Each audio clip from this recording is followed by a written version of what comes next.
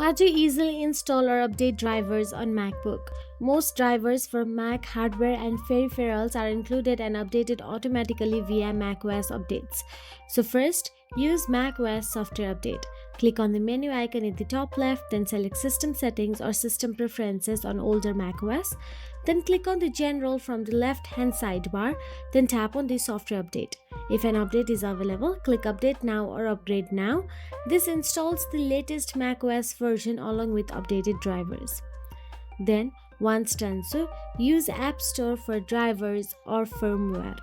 Some peripherals offer companion apps or firmware updates via the Mac App Store. All you have to do is, first of all, open the Mac App Store on your device and search for the device name or manufacturer.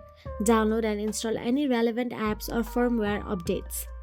So basically, macOS usually manages drivers automatically. Manual installs are rare in MacBook.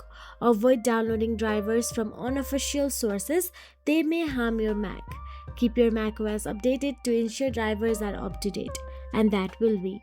If you found this video helpful, please like, share and subscribe our channel, and thank you so much for watching.